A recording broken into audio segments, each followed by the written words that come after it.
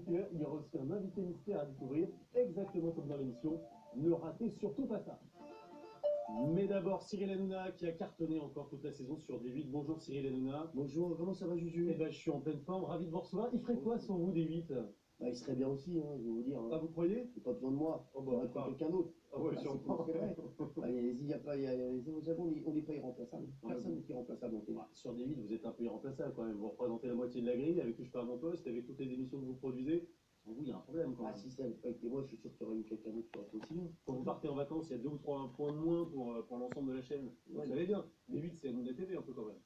Alors, franchement, non, parce qu'on a vraiment, ils ont pris le risque de mettre Touche pas à mon poste à 19h, et c'est vrai que ce sont eux qui ont voulu le mettre à 19h à la base. Même moi, au départ, j'avais dit à Africain, le patron, j'avais dit, c'est un risque de le mettre tous les jours. Il m'a dit non, j'y crois. Parce que c'était en hebdo à l'époque. C'est ça. Et aujourd'hui, voilà, c'est leur succès, c'est pas le mien. Pour moi, c'est le premier succès d'Ara, je vous jure que c'est vrai, parce que je me rappelle, on s'était vu, il m'a dit direct, il m'a dit, je veux que tu prennes l'accès de notre nouvelle chaîne. Ouais. J'ai dit, l'accès, c'était sûr. Moi, j'étais parti sur une deuxième partie de soirée. Ouais. Là, il m'a dit, non, je veux le mettre en accès, j'y crois, on y va. Ça vous plairait aujourd'hui de faire une deuxième partie de soirée? Non, bah non, là, en accès, c'est très dur de lâcher le 19h. Vraiment, ça va être difficile de le lâcher un jour. Ça vous empêche pas de lancer plein de nouvelles émissions sur l'antenne. D'ailleurs, vous êtes tellement puissant maintenant sur D8 quand vous arrivez dans le bureau d'Ara Africain, justement, vous lui demandez encore son avis pour imposer des émissions. Ouais, on travaille ensemble. Vraiment, c'est ça. Je vous jure, non, vraiment, il y a plein de. Je l'ai 15 fois par jour au téléphone, c'est vrai. Il n'y a pas un jour où je ne le vois pas. Qu'est-ce qu'il vous dit? C'est quoi le genre de conseil qu'il vous donne? Ah bah non, on travaille vraiment ensemble sur les émissions. Ouais. Et puis, le seul conseil qu'il me donne à chaque fois, je vous jure, il me dit continue à t'amuser. Ouais. Voilà, ne rentre pas dans les polémiques, des mecs qui t'attaquent, des papiers ou qui peuvent attaquer l'émission. Continue à t'amuser. C'est ce que veut le public. Ne préoccupe pas de ce qui se passe à côté. Parce que ça vous a atteint à un moment, toutes ces attaques qu'il y a eu? Bien sûr. Ah oui, ça vous a affecté? À un moment, bah, c'est sûr, à un moment, ça nous affecte. Hein, moi, voilà, il y a eu des papiers qui sont sortis qui disaient vraiment n'importe quoi. Et on a essayé de trouver plein de choses pour nous attaquer. Et le public ne s'y est pas trompé, parce qu'en fait, le public n'y croit pas du tout. Ouais. Et à chaque fois, voilà, ils ont compris qu'il y avait plein de gens voilà, qu'on énervait forcément, parce que quand on fait, je sais qu'aujourd'hui, Touche pas mon poste, hier, encore, cette semaine, on est à plus de 13 ménagères en accès. C'est vrai que ça fait beaucoup de points, et des points qui sont pris à droite, à gauche, et ça peut énerver. C'est une contre-proposition. C'est vos petits copains des autres chaînes sur l'Access qui vous balancent comme ça des concurrents de droite à gauche? Non, je pense pas, parce que Nagui, on est super potes. Ouais. Voilà, que ce soit TF1 avec TF1, ça se passe vraiment très très bien. Et voilà, vous êtes dans le groupe TF1 aujourd'hui chez vous. Et bon, avec plaisir. Et avec TF1, ça se passe. Ils m'envoient tous les invités, on se parle très souvent, vraiment, il n'y a aucun souci. M6 aussi, non, mais c'est pas ça. Et Canal, et France 5. À la limite, Canal, non, France 5, ça se passe super bien. Canal, il y a eu une petite rivalité au début, c'est sûr, parce que, bon, je ne vais pas mentir, hein, parce que c'est vrai qu'il y a deux talk shows qui sont en face, il y a Antoine Decaune et il y a nous. Et aujourd'hui, voilà, ça se passe très bien, chacun fait sa vie. Et ça se passe pas très bien pour le grand journal, vous savez, ils ont de plus en plus de mal à atteindre le million de téléspectateurs. Ça vous peine pour eux, ou bien vous vous dites, c'est bon, on a gagné la manche?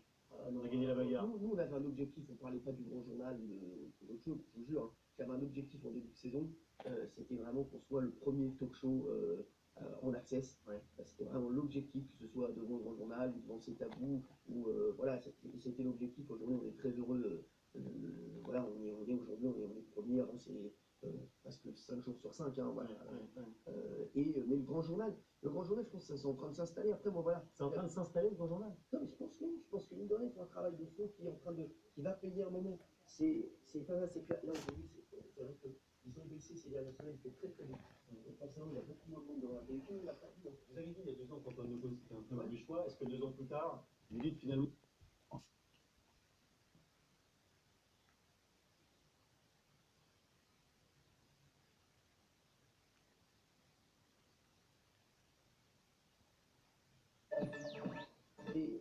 C'est clair. Là, aujourd'hui, c'est vrai qu'ils ont baissé ces dernières semaines, il fait très très vite. Donc, forcément, il y a beaucoup moins de monde devant la télé. Tout le monde a perdu. Vous avez dit il y a 2 ans, quand on nous pose c'était un très mauvais choix. Est-ce que 2 ans plus tard, vous dites finalement je me suis trompé, ou bien j'avais raison? Alors, franchement, je me dis ni je me suis trompé, ni j'avais raison. Je trouve qu'il s'est bien démerdé, en fait, parce qu'il fait du divertissement et du magazine.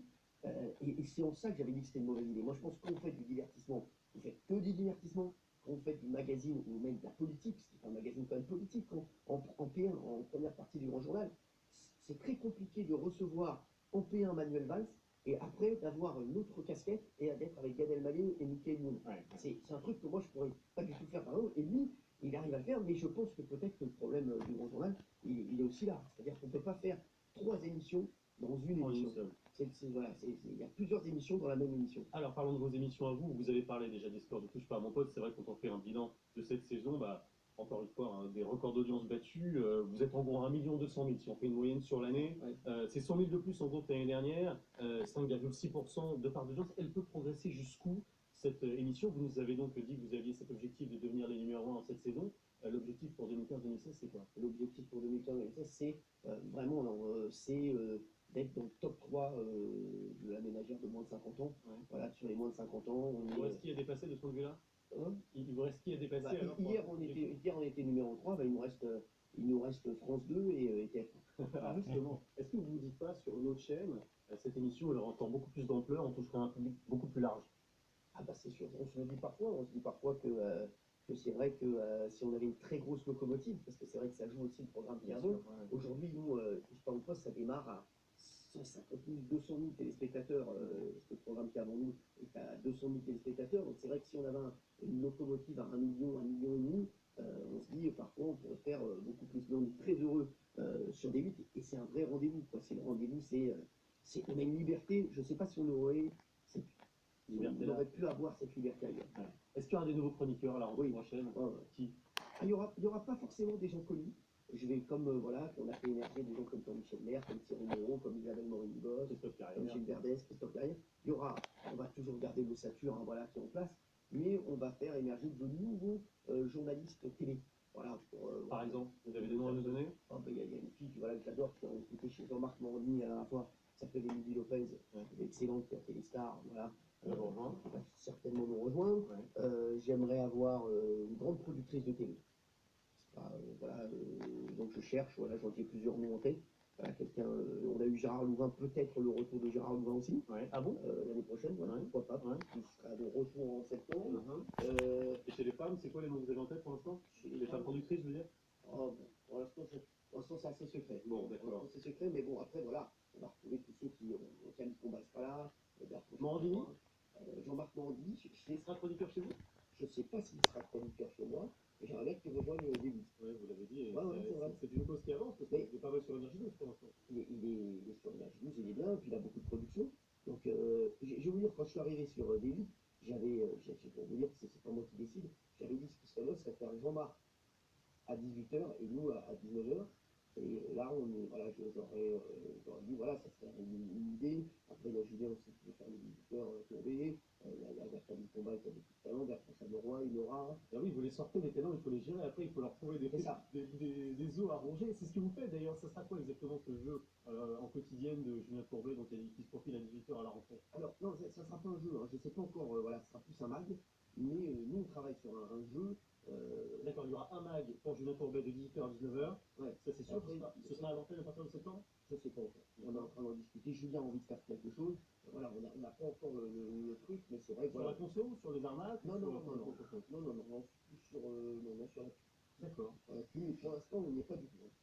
D'accord. On a envie de le faire avec Julien. Je ne sais même pas si ce sera Julien. Voilà, après, c'est la chaîne qui décide. C'est Sarah qui va trancher le grand Manitou avec Xavier Vendée. Mais c'est vous qui le produirez. Ouais. Il y aura aussi un gros jeu en revanche avec vous, où vous jouerez les jokers pour les candidats. C'est ça. Ce sera quoi ça? Ce sera une hebdo? Ce sera événementiel? Au départ, on va le lancer en prime. Après, c'est un format qui peut tenir en accès. C'est un format qu'on a créé, mais c'est moi qui vais le lancer au départ, et puis c'est pas sûr que ce soit moi qui continue à l'animer après. D'accord. Comme le fout la plume, qui a mis pas mal va prendre le relais, puisqu'il va tourner ses premières émissions là dans les prochaines Vous faites la locomotive pendant ces programmes, et puis ensuite vous le confiez à vos cousins. Non, puis moi c'est pas ça, c'est que je trouve que c'est bien aussi qu'ils aient des nouveaux challenges. Voilà, moi, ils m'appellent tout le temps, voilà, Camille, Bertrand, ils ont envie de faire plein de choses, puis ils sont, voilà, Camille fait la nationale de Virgin Radio, il se fait un carton, et c'est vrai qu'on a des talents incroyables, entre Bertrand, Enora, Camille, même Valérie Benaïm, que j'adore, bon, voilà, que j'aimerais beaucoup qu'elle fasse quelque chose en plus, voilà, sur la chaîne. Ça se profile aussi, ça pourrait? Ça se profile, ouais. Et ce serait quoi? On sait déjà ou pas? J'ai bien envie qu'elle fasse peut-être une émission de déco, mais nouvelle génération. D'accord. Ouais. Sur des vies. Ouais. Ça c'est vendu à un Non, c'est pas vendu, mais d'accord. on en discute. Ah bon, d'accord, d'accord. Valérie est très partante. Et, Ouais. je pense que Valérie, avec le contact des gens, elle est incroyable. Et Ils ont cru que voilà, c'était il aura Valérie Damido ou quoi? derrière le poste et on travaille sur autre chose aussi. N'importe quoi. Il y a aussi Valérie, cette Valérie Damido, alors, vas-y, ça a on très va très aller bien faire de marché, ça a été on va vraiment faire de un la déco. succès Déco, à it's the l'époque, band un for succès tout récent. tenter. Déco, Déco, it's the band for tout tenter. Est-ce que Déco, vous it's donnerez the d'autres band for parce tout que tenter. beaucoup de Moi, saisons, j'arrête. Beaucoup de travail. Alors on l'a fait très vite, ça, on l'a fait en un mois et demi. Donc c'est vrai que voilà, je vais vous dire que ça Qu'il a fallait été détourner. il nous met la pression. Hein, c'est le patron, voilà, donc il nous a dit fin février, il nous a dit il faut une émission. Ça fait longtemps que tu me dis que tu veux faire une émission de parodie, tu la feras le 23 avril. Donc voilà, t'as un mois et demi, t'y vas. Et donc j'ai appelé tous les potes, donc Jamel, voilà, Jérôme Commandeur, Malik Bentala. Jamel de David Farrière, Ouais, c'est ça. parler, ouais. Non, il y en aura d'autres parce qu'on s'est tellement éclaté. Ouais. On aimerait avoir un petit peu plus de temps, voilà, pour écrire. Là, justement, comment vous gérez comment vous gérez vos journées? Vous avez la radio, on va en parler dans quelques instants. Il y a aussi la télé l'après-midi, la quotidienne, et puis il y a un réflexion qui vous appelle pour vous dire montre-moi un prime événementiel dans un mois. Non, mais on a de très bonnes équipes. Vraiment, je vous dis, on a de très bonnes équipes. Et puis, alors moi, je fais une sieste tous les jours, quoi qu'il arrive. À quelle heure? Après la radio, entre 14h et 15h. Là, on vous appelle pas. Ah ouais, non, C'est je que suis obligé. ouais. Sinon le soir, je tiens pas. Donc voilà, c'est vraiment, je me couche très tôt le soir, mais je m'éclate. Ah non, on a une liberté, ce que je vous disais tout à l'heure, c'est vrai. Et puis surtout, on est à l'écoute du public, on a l'impression qu'ils font partie de la chaîne. Ouais, ouais. Parce que notre vrai patron, on a l'impression que c'est les gens sur Twitter et sur Facebook. Ils nous disent pourquoi vous ne feriez pas ça, pourquoi vous ne faites pas telle séquence, et puis on entend des trucs tous les soirs. Il y a souvent des séquences, vous l'avez dit, déjà que vous avez annulé parce que vous voyez que sur les réseaux sociaux, ça prenait pas, quoi. Voilà. On vous dit, bah, arrête, c'est pas bon. C'est ça. C'est vrai, on les écoute beaucoup. Il y a la radio aussi, évidemment, dans votre vie, c'est tous les jours les pieds dans le tas sur Europe 1. Alors là, il y a eu sur la dernière vague une progression d'une vague à l'autre, et vous vous en réjouissez évidemment, à juste titre, mais sauf qu'en radio, souvent, vous le savez, on compare d'une année sur l'autre. Alors c'est difficile parce que l'année dernière, c'était Laurent Ruquier. Quand on compare les chiffres entre la saison de Laurent Ruquier On monte et votre saison et Laurent Ruquier descend. Il y a à peu près quelques centaines de milliers d'auditeurs, 400 000, 500 000, qui sont partis sur RTL. On sait que c'était prévisible parce que Laurent Ruquier était très, très puissant sur Europe 1. Est-ce que malgré tout, on se dit ça a dû être dur pour vous quand ces premiers chiffres sont tombés? Non, alors je vous dis, ce qui a été dur, c'est de prendre la décision de remplacer Laurent Ruquier. Quand on a pris la décision avec Europe 1 et avec Entre la radio et la télé, ça a quand même augmenté de 600 000, hein, même pas 10 minutes, hein, de passer des pieds dans le plat à touche pas mon poste. Laurent Ruquier qui a le plus émergé ces dernières années à la radio, donc forcément, et puis il a fait une année l'an dernier qui a été sa plus belle année. Voilà, il a fait un carton. C'est-à-dire que ça a été sa plus grosse année et on passait juste après sa plus grosse année. Aujourd'hui, c'est vrai qu'on savait qu'on allait perdre. On s'est dit au départ, on va perdre 40% d'audience.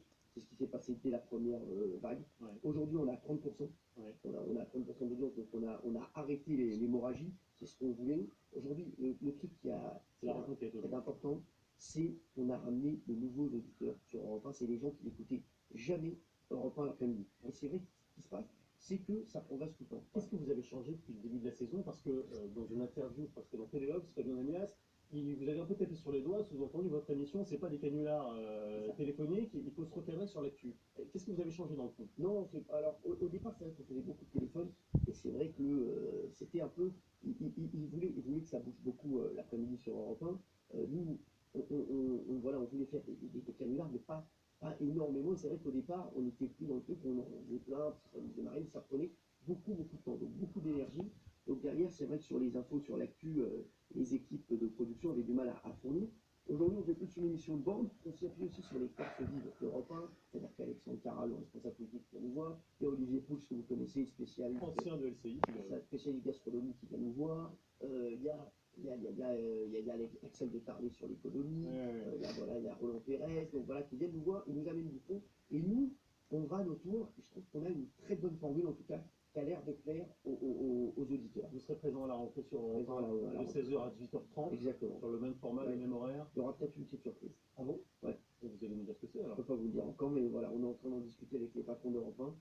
Mais il y aura peut-être quelque chose qui va se passer. Mais c'est-à-dire avec un allongement de la durée de l'émission ou il y a une personnalité qui vous rejoint? Je vous le dirai, Julien, je serai la première personne que j'appellerai. Voilà, on ira faire un tennis ensemble, je vous le dirai. On est en train de travailler sur un truc. Voilà. D'accord, très bien. Et ben, on attend ça avec impatience. Vous savez que Laurent Ruquier a dit qu'il n'avait pas écouté votre émission. Est-ce que vous avez écouté la sienne? Ah bien sûr, j'ai écouté Laurent Ruquier. J'aime beaucoup les grosses têtes. Enfin, même voilà, une émission que j'écoute, mais qui est pas dans, c'est pas ma cible. Voilà, je suis pas dans la cible, je suis pas dans la cible des grosses têtes. Je pense que je suis encore un peu trop jeune. On va le retrouver dans le figurez-vous. Alors, pas ici, sur ce plateau, non. On va le retrouver dans son studio à lui. On est allé tourner à RT, il m'a cédé sa place. Il tourne, voilà, pour une partie d'émission, pour l'interviewer, ainsi que l'ensemble de ses chroniqueurs. Ce sera juste après le journal. Restez sur LCI. À tout de suite. Merci beaucoup, Cyril. Merci Julien, ça m'a fait plaisir. Partagez. Bye bye.